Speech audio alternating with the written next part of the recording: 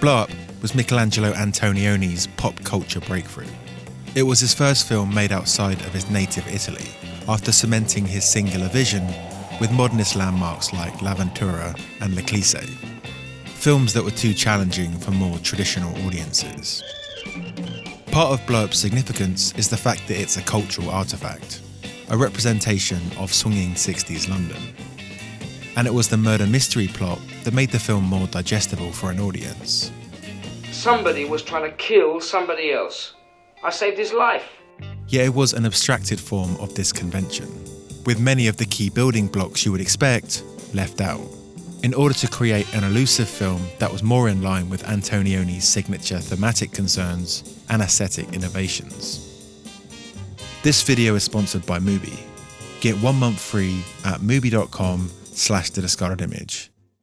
That's good, hold that. Blow Up centres around a photographer, played by David Hemmings, who is listed in the credits as Thomas, but we never hear his name mentioned, already hinting at the film's probing of identity. His soon-to-be fractured sense of self is already in play when he's first established, pretending to be part of a group of poverty-stricken workers for photo opportunities. And the fashion world he seemingly devotes most of his time to is a highly artificial environment, with models dressed to the nines in outlandish costumes, looking like mannequins or androids. Smile! Antonioni emphasises this unreality with the way he shoots the studio space, using glass divisions and reflections to create abstractions. The photographer's more socially conscious work also seems manufactured, looking for artistic beauty in deprivation. Already, Antonioni is hinting at how anything that passes through a photographer's or cinematographer's frame can't be relied upon for truth. Thomas's life feels chaotic. He's constantly in motion, moving from one place to another, living in disorder. Couldn't you give us just a couple of minutes? I haven't even got a couple of minutes to have my appendix out. You can't take it now. I must. He visits an antique shop and impulsively buys a propeller, for no real purpose. He goes to a Yardbirds concert where the crowd seem bizarrely sedate and themselves devoid of personality, until they all desperately scramble to pick up a guitar piece that Thomas then throws away seconds later. The way he relates to other people also has this feeling of disconnection. She isn't beautiful, she's easy to live with. No, she isn't. That's why I don't live with her. This is contrasted with the photo shoot in the park that ends up becoming the murder mystery, even if it initially appears just like an illicit affair. This section feels a lot more peaceful, almost meditative, with Antonioni emphasising the rustling of the trees on the soundtrack.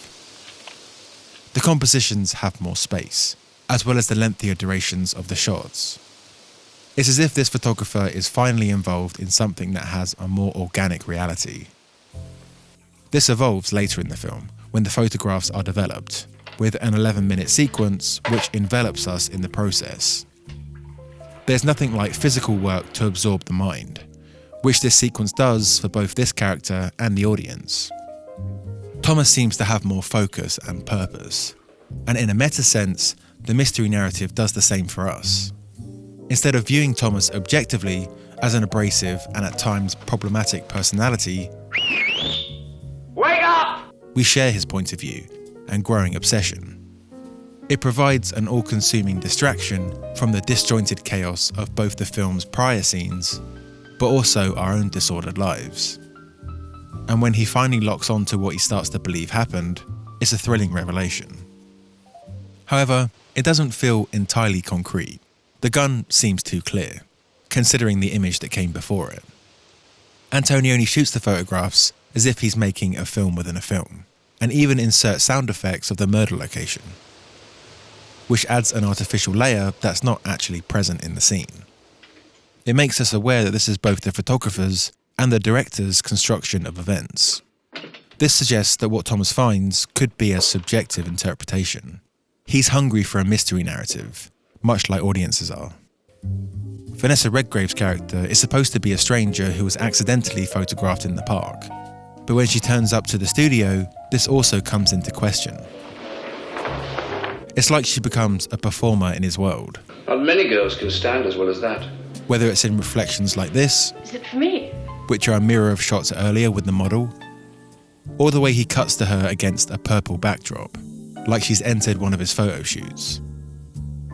This blurring of reality and construction starts to take a toll on Thomas, as the more he blows up photographs, the more the event abstracts, and he starts to lose his grip on what actually happened.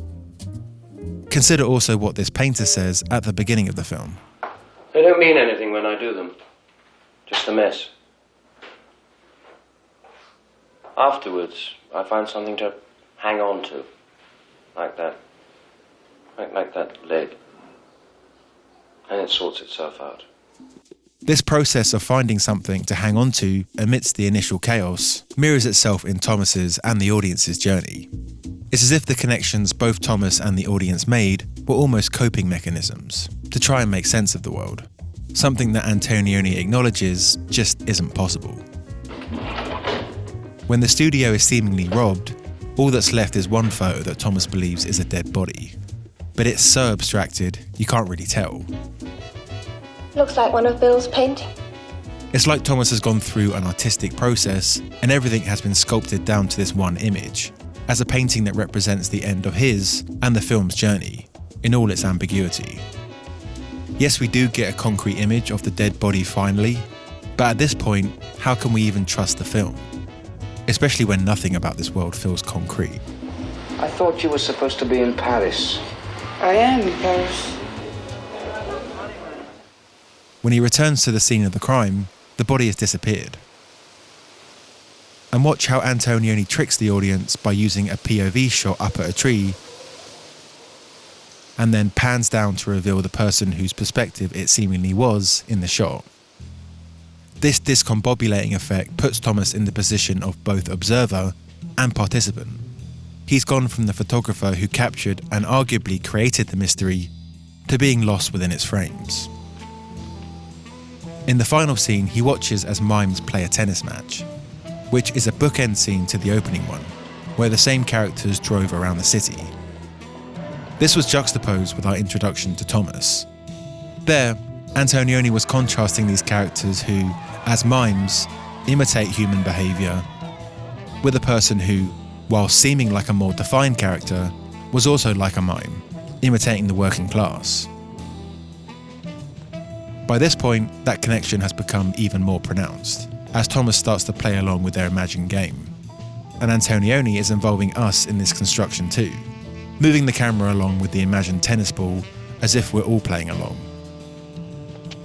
This is his last and ultimate attempt to fuse character, filmmaker and audience, as we are joined in accepting our own struggles to find our grip on everyday reality, or the sense that our lives have any mystery movie-like resolutions. So, what in the end is Antonioni trying to say here? I went to the actual location to try and figure that out. I think he was commenting on what he felt was the modern condition, especially in the rapidly changing 1960s, when this feeling of disconnection and the unreality of our lives fully emerged. And these themes are dramatically more prevalent now in our social media age. The line between our real and fictional personas are becoming more fractured. Technology has distorted us, and increasingly we feel less and less like we are rooted and grounded. Storytelling forms do help us with that. We want to order the disordered, but those stories themselves can become even more of a distortion, ones that we can interpret in ways that suit how we want to see the world. If you're looking for more films like Blow Up to expand your cinematic horizons, then this video sponsor Mubi can get you on your way. They currently have an exclusive online premiere of one of the best new films I've seen in recent months, Kelly Reichardt's First Cow. Like Blow Up's experimentation with the mystery thriller, this film is part heist movie, though not in any way that's typical. The film is an intimate western about the blossoming friendship of a skilled cook and a Chinese immigrant in 1820s Oregon, a touching story that is at times very suspenseful. It expertly drops us in an authentic historical milieu, with characters struggling to deal with the harsh realities of that terrain. With Mubi, from new directors to award winners, there's always something to discover. It's like your own personal film festival, streaming anytime, anywhere. You can try Mubi free for 30 days at mubi.com/thediscardedimage for a whole month of great cinema for free.